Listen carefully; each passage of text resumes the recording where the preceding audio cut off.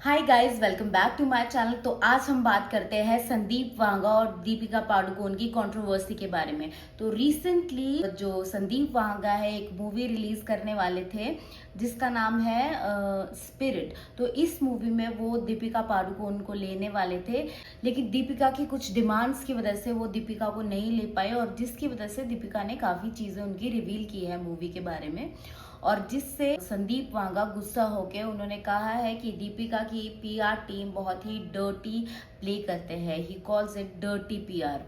सो वैसे ही जो दीपिका पादुकोण की जो टीम है वही संदीप वांगा के बारे में चीज़ें बोल रही हैं, और संदीप वांगा की टीम दीपिका के बारे में काफ़ी सारी चीज़ें बोल रहे हैं।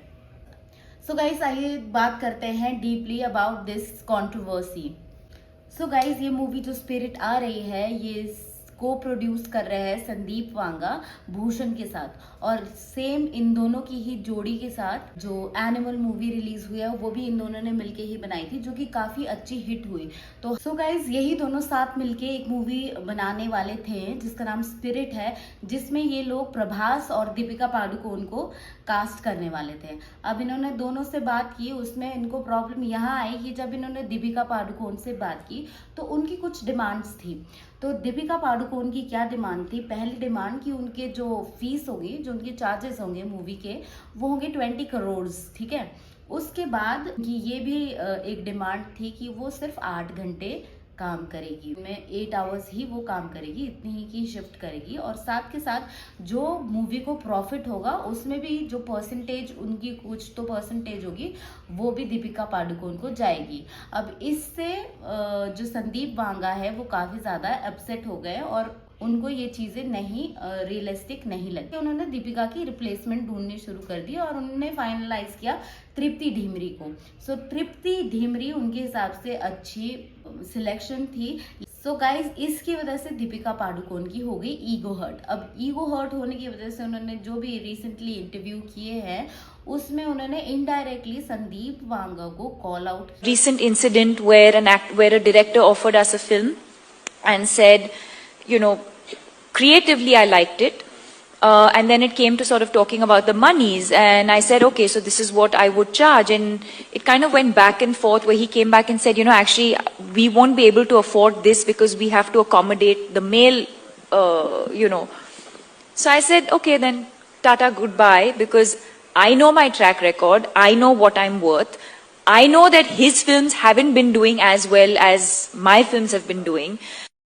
उन्होंने ये कॉल आउट किया कि जो मेरा एक ब्रांड वैल्यू है उसके हिसाब से जो मैं डिज़र्व करती हूँ मैंने वो फीस मांगी, लेकिन सामने वाला मुझे नहीं दे पाया, तो उसकी वजह से हमारे हाथ से वो मूवी चली गई। और साथ ही के साथ दीपिका पादुकोण ने उसकी जो मूवी है रिलीज़ होने वाली है उसके बारे में काफ़ी सारी चीज़ें बोल दी। सो गाइज, ये सब होने के बाद संदीप वांगा और भी ज़्यादा ट्रिगर्ड हो गए। उन्होंने काफ़ी सारे ट्वीट्स किए उसके बारे में। गाइस, उन्होंने एक ट्वीट में लिखा, When I narrate a story to an actor, I place 100% faith. There is an unsaid NDA, non-disclosure agreement between us. By doing this, you have disclosed the person that you are, putting down a younger actor and outside my story. Is this what your family stands for? As a filmmaker, I put years of hard work behind my craft. For me, filmmaking is everything. You didn't get it. You won't get it. You will never get it. ऐसा करो, अगली बार सारी story बता दो, क्योंकि मुझे जरा भी फर्क नहीं पड़ता। That dirty PR game, I like this कहावत वेरी मच। खुंदक में बिल्ली खंबा नोचे। अब जो एक डायरेक्टर है वो मूवी बना रहा है, उनका कुछ बजट होता है, उनकी एक टाइम लाइन होती है कि हमको, मान लो किसी ने डिसाइड किया हमें 1 साल के अंदर अंदर ये मूवी कंप्लीट करनी है। अब कोई एक्टर है जो कि सिर्फ 8 घंटे का ही टाइम दे सकता है। आप समझिए 8 घंटे में मेकअप भी करना है, जो एक्टर है उसको स्क्रिप्ट भी रीड करवानी है, उसको क्या क्या चीज़ें, क्या सीन है, कैसे बोलना है, तो उतने टाइम में ये सारी चीज़ें होना मुश्किल है। और मे भी उनकी टाइमलाइन नहीं कंप्लीट हो रही थी, साथ के साथ शेयर भी देना, तो मे भी उनको ये चीज़ नहीं सूट कर रहा होगा। तो संदीप वांगा का पूरा हक बनता है कि वो अपनी रिप्लेसमेंट देख ले। सो गाइज, यहीं से ये ट्वीट्स की झड़ियाँ शुरू होने लग गई। अब संदीप वांगा कह रहे हैं क्या बोलते हैं, Deepika has a dirty PR. So वो अपने दीपिका फुल ऑन, दीपिका की पीआर तो वैसे ही बहुत ज़्यादा फेमस है, उनकी पीआर हमेशा एक्टिव ही रहती है, तो उन्होंने काफ़ी सारी चीज़ें फैलाई संदीप वांगा के खिलाफ। अब संदीप वांगा की भी पीआर एक्टिव हो गई, उन्होंने भी काफ़ी सारी चीज़ें दीपिका पादुकोण के बारे में की, that she is very unprofessional and she is demanding like out of box.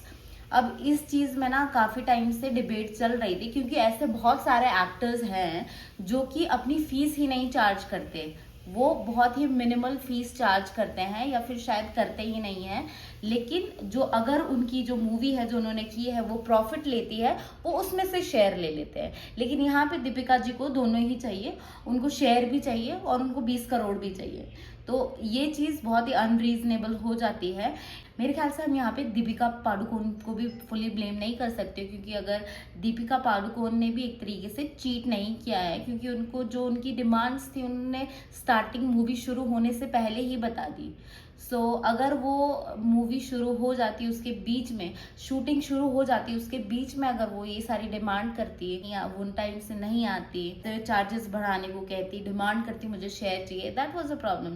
लेकिन अभी उन्होंने पूरा चांस दिया डायरेक्टर को, अपनी डायरेक्टर प्रोड्यूसर को अपना स्टेप लेने के लिए। अगर वो नहीं कर सकते हैं सारी चीज़ें जो उसकी डिमांड्स है, तो they can find another option.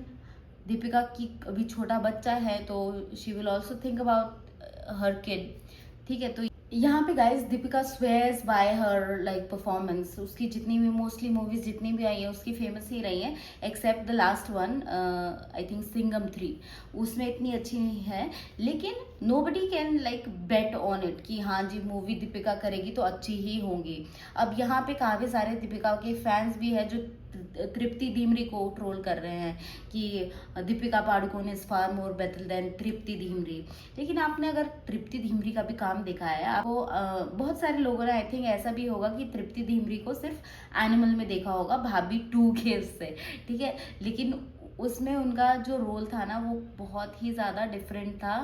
अगर आपने उनकी वर्सटैलिटी देखनी है तृप्ति धीमरी की, तो आप बुलबुल देखिए, एंड देयर वाज दिस कला में भी उसने बहुत अच्छा परफॉर्म किया है।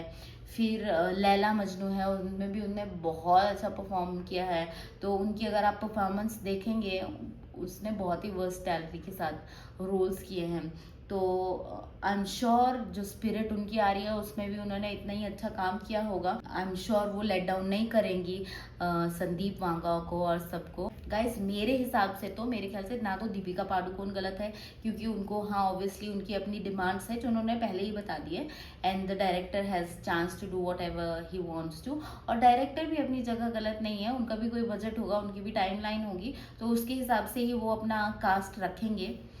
दीपिका पादुकोण की यहाँ पे सिर्फ मुझे ये गलती लग रही है कि जो उन्होंने मीडिया में उनकी स्क्रिप्ट कर दी है वायरल, उनकी स्क्रिप्ट बोल दी है, बता दिया है उनकी कहानी के बारे में थोड़ा ऊपर नीचे, तो that is fault from Deepika's side. Otherwise I think दोनों ही जगह में कोई फॉल्ट नहीं है। मैं जानना चाहूँगी कि आपकी क्या राय है इसके बारे में, प्लीज़ मुझे कमेंट्स में बताइएगा। अभी के लिए इतना ही। Please like share and subscribe, and please bell icon दबा दीजिएगा, और मेरी वीडियो को प्लीज़ पूरा देखिएगा। Thanks for your time and bye for now, good night.